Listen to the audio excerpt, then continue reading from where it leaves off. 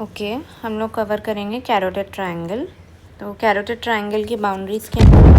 Superiorly हमारे पास में होती है posterior belly of digastric, posteriorly हमारे पास है स्टर्नोक्लीडोमास्टॉइड और anteriorly superior belly of omohyoid. Floor में क्या आती है हमारे पास में? Hyoglossus, thyrohyoid, inferior constrictor and middle constrictor. ठीक है, middle constrictor, inferior constrictor, thyrohyoid और हायोग्लोसस। डायग्राम बना के याद करेंगे तो जल्दी याद होगा। अब कंटेंट, इसका नाम है कैरोटिड ट्रायंगल। सारी चीज़ें ठीक है, कॉमन कैरोटिड आर्टरी, फिर external carotid artery, internal carotid artery, और यहाँ पे कैरोटिड साइनस होता है और कैरोटिड बॉडी। कैरोटिड शीथ आएगी पूरी। तो कैरोटिड शीथ में क्या क्या होता है? कैरोटिड शीथ एक फेशिया की शीथ है जो कवर करके रखती है इंटरनल जगुलर वेन को, इसको कॉमन कैरोटिड आर्टरी को, और साथ में नर्व को, वेगस नर्व को। ठीक है, तो पूरी की पूरी जो है हमारी शीथ आ रही है। तो इंटरनल जगुलर वेन आएगी, इंटरनल जगुलर वेन अगर आएगी तो फिर यहाँ वेगस नर्व भी आएगी। और क्या होता है कि हमारा जो कैरोटिड शीथ होती है उसके एंटीरियरली एंसा सर्वाइकैलिस होता है। ठीक है, ये बना है एंसा सर्वाइकैलिस, कैरोटिड शीथ के एंटीरियरली होता है, और पोस्टीरियरली सिंपैथेटिक चेन होती है। तो ये सारे इसके कंटेंट हैं। साथ में वेगस के साथ साथ में 11th और 12th क्रेनियल नर्व भी मिलती है। हमने बात करी थी कि ये वाली जो मसल है, कौन सी मसल है? ये जो हायोइड बोन से ऊपर जा रही है, हायोग्लोसस। हायोग्लोसस मसल के ऊपर से ये जाती है हाइपोग्लोसल नर्व, हमने बात करी थी, क्योंकि ये टंग को सप्लाई करेगी। ऐसे ही ये हमारी नर्व जाती है स्टर्नोक्लीडोमास्टॉइड के पीछे, स्पाइनल एक्सेसरी नर्व, क्योंकि ये इसको सप्लाई करेगी। तो ये हमारे कंटेंट हैं कैरोटिड ट्रायंगल के। अब एक्सटर्नल कैरोटिड आर्टरी है अगर, तो उसकी ब्रांचेस हैं। ठीक है, पहली बात तो एक्सटर्नल कैरोटिड आर्टरी की कितनी ब्रांचेस होती हैं? 7 ब्रांचेस होती हैं, 7 या 8 ब्रांचेस होती हैं, अभी काउंट कर लेते हैं। एक हमारे पास में मीडियल ब्रांच होती है जिसका नाम होता है असेंडिंग फेरेंजियल आर्टरी। ये रही असेंडिंग फेरेंजियल आर्टरी। फिर हमारे पास में कुछ एंटीरियर ब्रांचेस होती हैं जिसमें सबसे नीचे लेवल पर होती है सुपीरियर थायरॉइड आर्टरी। ये किस चीज़ के लेवल पर निकल रही है? थायरॉइड के, जो हमारी थायरॉइड कार्टिलेज है उसके लेवल पर निकल रही है सुपीरियर थायरॉइड आर्टरी। फिर अगली होती है लिंगुअल आर्टरी, जो कि हायोइड बोन के ग्रेटर कॉर्नू के लेवल पर निकलती है। Lingual artery. फिर हमारी होती है फेशियल आर्टरी। ये तीनों हमारी क्या है? एंटीरियर ब्रांचेस हैं, superior thyroid artery, lingual artery, facial artery. अब हमारे कुछ पोस्टीरियर ब्रांचेस होती हैं जिसमें से एक है ऑसिपिटल आर्टरी, जो इस ट्रायंगल में मिलती है। ठीक है, इसकी एक और जो है पोस्टीरियर ब्रांच होती है, that is posterior auricular artery, वो इस ट्रायंगल में नहीं मिलती। उसके बाद में क्या होता है? हमारी जो एक्सटर्नल कैरोटिड आर्टरी होती है वो टर्मिनेट कर जाती है, और टर्मिनेट करने के टाइम पे भी 2 और ब्रांचेस देती है, जिसमें से एक ब्रांच होती है हमारी मैक्सिलरी आर्टरी और दूसरी ब्रांच होती है हमारी superficial temporal artery. Maxillary artery इसकी बड़ी ब्रांच है।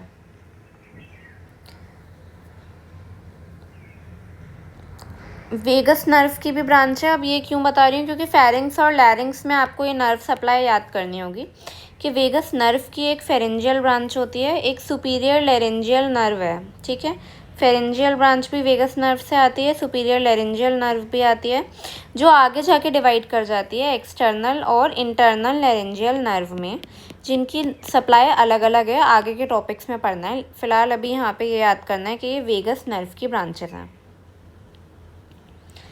फिर कैरोटिड साइनस होता है, कैरोटिड बॉडी होती है।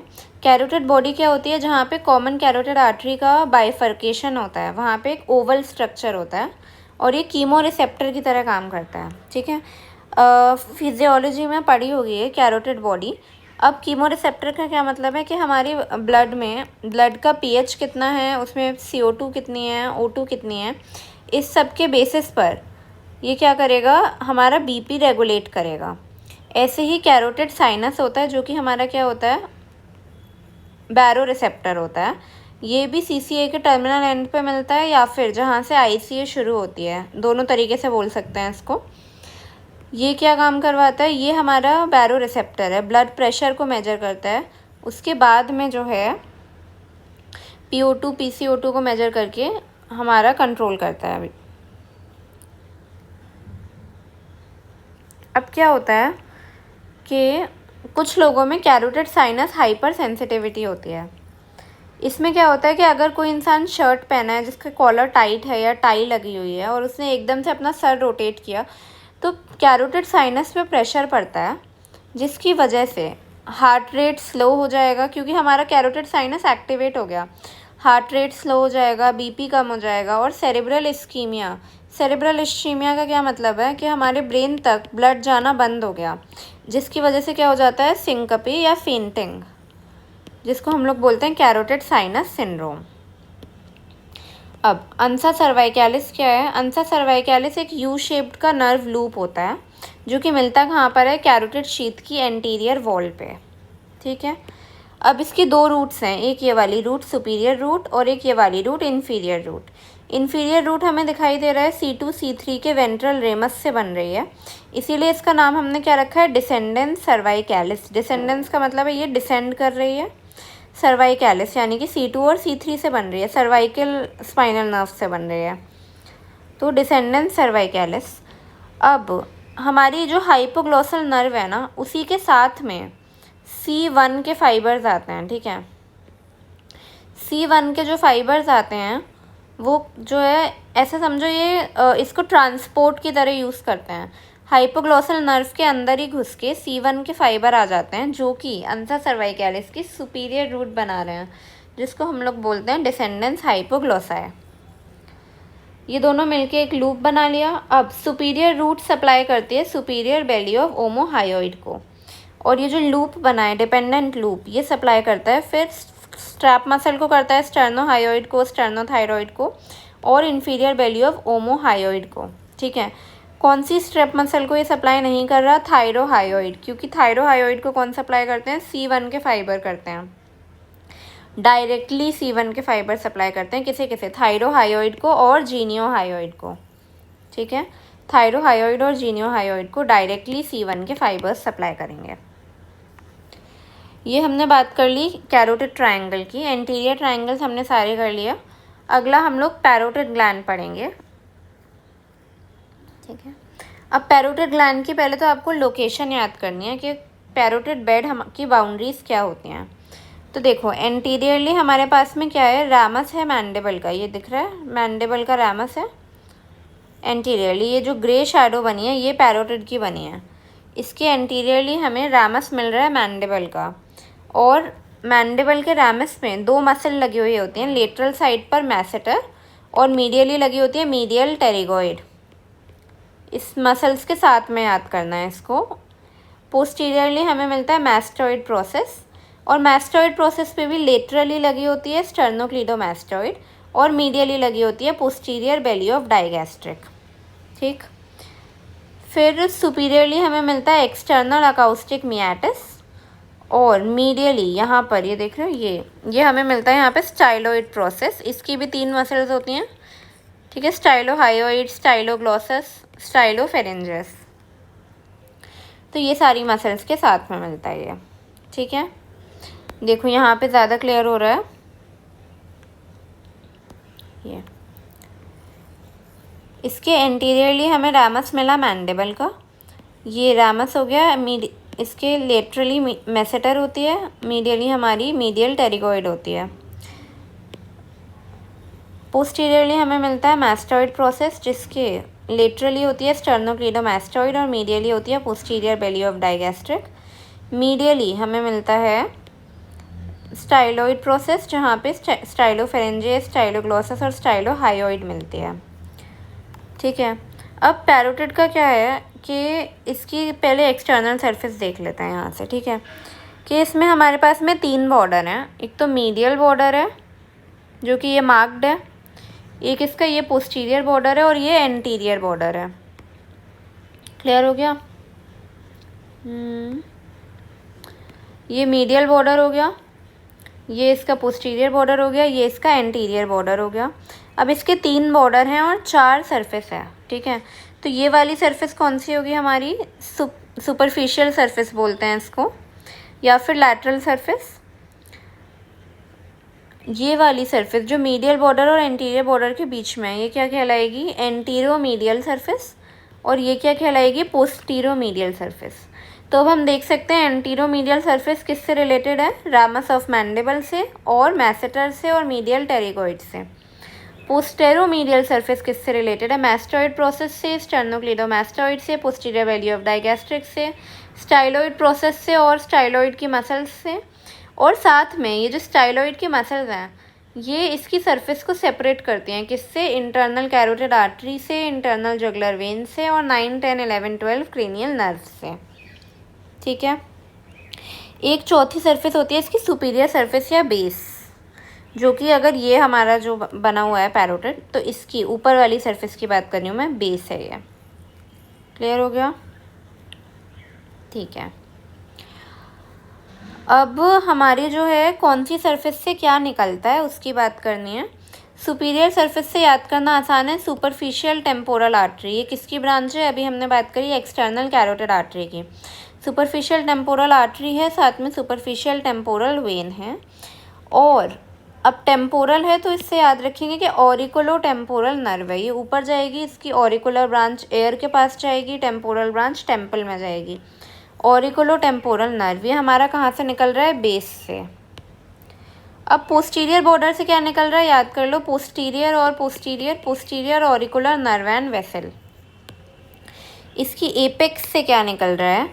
सर्वाइकल ब्रांच फेशियल नर्व की और रेट्रोमैंडिबुलर वेन का पोस्टीरियर और एंटीरियर डिवीजन।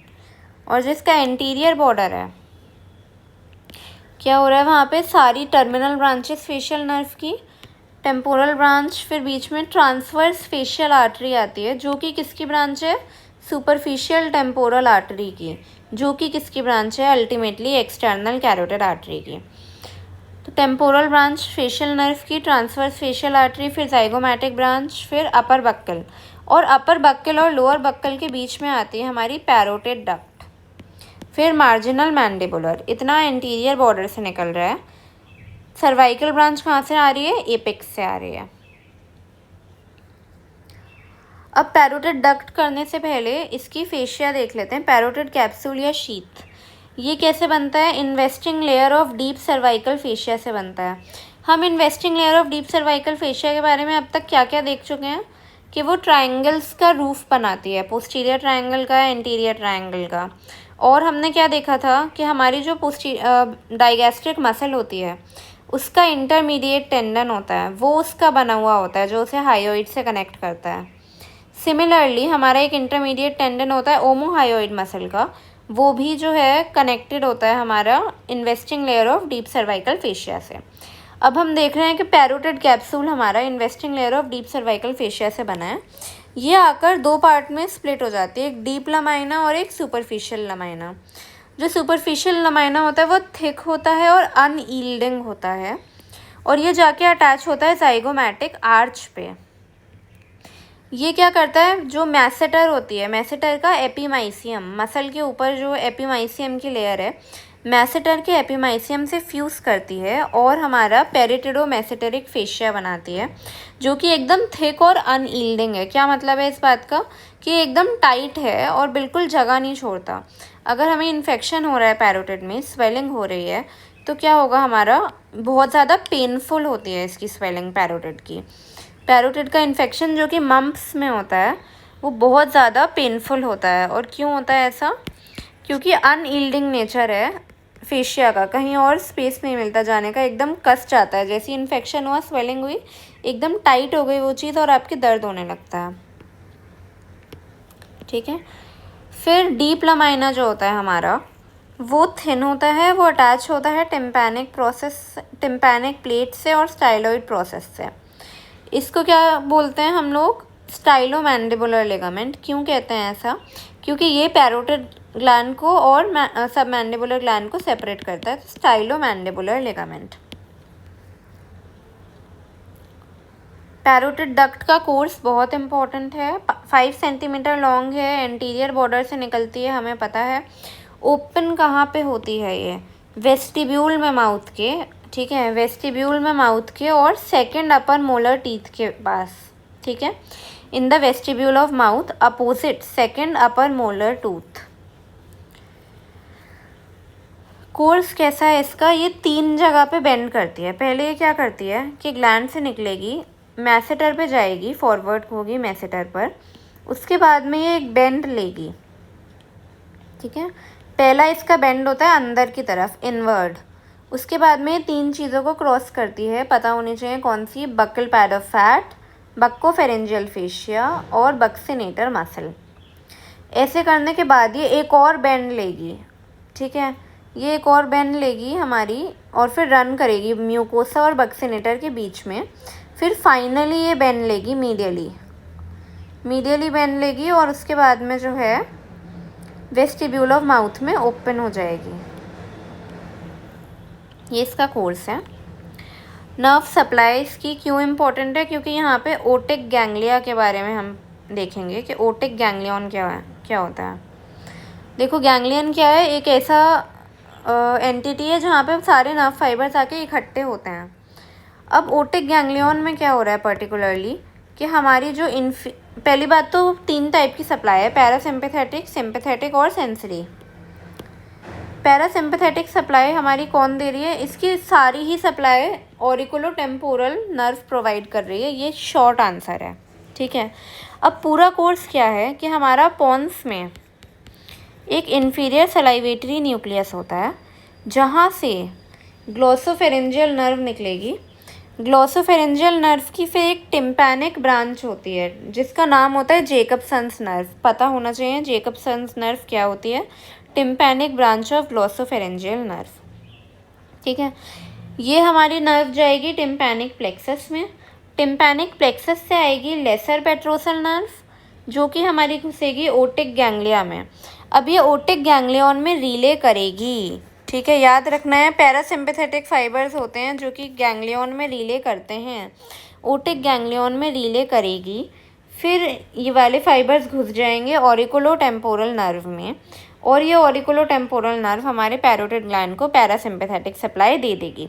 पैरासिम्पैथेटिक सप्लाई का क्या मतलब होता है कि हमारा सिक्रीशन बढ़ाएगी, ठीक है। पैरोटिड ग्लैंड है क्या? सलाइवरी ग्लैंड है, सलाइवा बनवाता है। जब सलाइवा केवल तब बनता है जब हमारा पैरासिम्पैथेटिक सिस्टम एक्टिवेटेड है। सिम्पैथेटिक सिस्टम के एक्टिवेट होने पे क्या होता है? मुंह सूख जाता है, ठीक है। अब सिम्पैथेटिक सप्लाई की अगर मैं बात करूं तो T1 के फाइबर्स आते हैं, ठीक है। T1 जो स्पाइनल नर्व है उसके वेंट्रल रेमस के फाइबर्स आएंगे। ये वाले फाइबर्स हमारे रिले करेंगे सुपीरियर सर्वाइकल सिम्पैथेटिक गैंग्लियन। ये पता है ना सबको, गैंग्लियन से पहले की जो हमारे नर्व्स हो गई ये, इन्हें हम क्या कहेंगे? Pre ganglionic fibre. बाद वालों को क्या कहेंगे? Post ganglionic fibre. तो प्री गैंग्लियनिक फाइबर्स ने इन सारी नर्व्स में रन करा था और पोस्ट गैंग्लियनिक फाइबर ने ऑरिकुलोटेम्पोरल नर्व में। अब ऐसे ही यहाँ पे प्री गैंग्लियनिक फाइबर केवल इतने से हैं, सुपीरियर सर्वाइकल सिम्पैथेटिक गैंग्लिया में आके ये रिले कर जाएगी। फिर ये ऑरिकुलोटेम्पोरल नर्व, फिर ये जाएगी आगे और सिम्पैथेटिक प्लेक्सस बनाएगी अराउंड मिडिल मेनिंजियल आर्टरी, ठीक है। मिडिल मेनिंजियल आर्टरी के अराउंड बनता है ये सिम्पैथेटिक प्लेक्सस, यहाँ पे ये बनाएगी। फिर ऑरिकुलोटेम्पोरल नर्व के थ्रू ही सप्लाई करेगी ग्लैंड को, यानी कि जो ऑरिकुलोटेम्पोरल नर्व है उसमें पैरासिम्पैथेटिक फाइबर्स भी हैं और सिम्पैथेटिक फाइबर्स भी हैं। ये भी ओटिक गैंग्लियन से पास करती है बट ये ओटिक गैंग्लियन में रिले नहीं करेगी क्योंकि ये सिम्पैथेटिक सप्लाई है।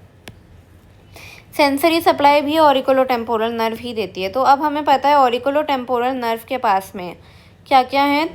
तीनों टाइप के फाइबर हैं, सेंसरी भी, सिम्पैथेटिक भी, पैरासिम्पैथेटिक भी। और कौन सप्लाई देता है यहाँ पे? ग्रेट ऑरिकुलर नर्व सप्लाई देती है जो कि रामस ऑफ मैंडिबल पे हमें पता है सप्लाई करती है, C2 C3, ठीक है। फेस की सेंसरी सप्लाई में याद करा था। फ्रेस सिंड्रोम क्या होता है हमारा? कई बार अगर पैरोटिड ग्लैंड में डैमेज हो गया, ठीक है, तो हमारा क्या होता है? ऑरिकुलोटेम्पोरल नर्व और ग्रेट ऑरिकुलर नर्व में डैमेज हो जाता है। अभी हमने पढ़ा ऑरिकुलो टेम्पोरल नर्व के पास में पैरासिम्पैथेटिक फाइबर भी हैं, सेंसरी भी हैं, सिंपैथेटिक भी हैं। ग्रेट ऑरिकुलर नर्व के पास में क्या होते हैं ना, सेंसरी और pseudo motor fibre. Pseudo motor का मतलब हो गया स्वेट प्रोड्यूस करते हैं, वो वाले फाइबर हैं। अब जब ये नर्व कई बार कट हो जाती है तो हमारी जो, जैसे ये ऑरिकुलो टेम्पोरल नर्व है और ये हमारी ग्रेट ऑरिकुलर नर्व है, अब ये हमारी कट हो गई है, ठीक है। ऐसे क्या होता है कि ये इधर घुस जाती है, फिर ये कनेक्ट हो जाती हैं आपस में। अगर ये आपस में कनेक्ट हो गए उसके बाद में क्या होगा, देखो, when these nerves are cut during regeneration the secretomotor fibre, किसकी बात हो रही है, सिक्रीटोमोटर का मतलब parasympathetic fibre, auriculo temporal nerve की बात हो रही है, grow into endoneurial sheath of fibre supplying cutaneous receptor for pain, touch and temperature.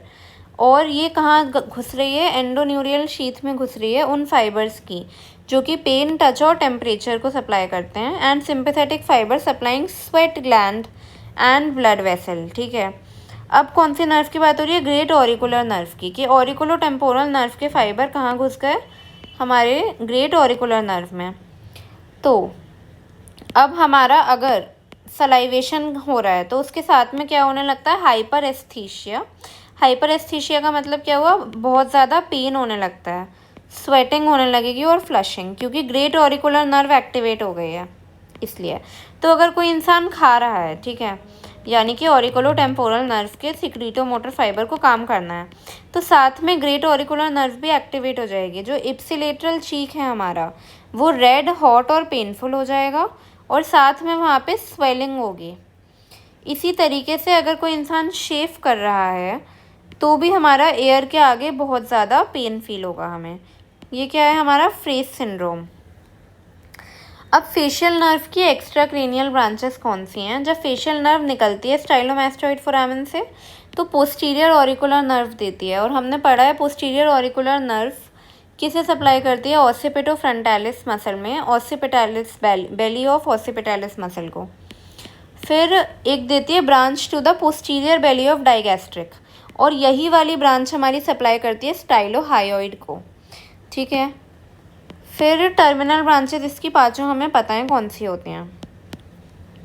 हमने क्या मसल्स के बारे में क्या पढ़ा है, स्टाइलोहायोइड मसल को कौन सप्लाई करता है, फेशियल नर्व करती है, ठीक है।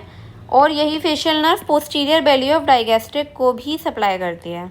इसके साथ में हमारी जो थायरोहायोइड होती है और जीनियोहायोइड होती है उसे C1 के फाइबर सप्लाई करते हैं डायरेक्टली, बाकी स्ट्रैप मसल्स को अंसा सर्वाइकैलिस सप्लाई कर रहा है, ठीक है। इस वीडियो में हम जो है इतना ही करेंगे, इसके बाद में थोड़े लास्ट के टॉपिक स्टार्ट करेंगे। फिर हमारा बीच में सबमैंडिबुलर ग्लैंड बचेगा और इंफ्राटेम्पोरल रीजन बचेगा, जो इसके बाद में करेंगे। Okay, thank you.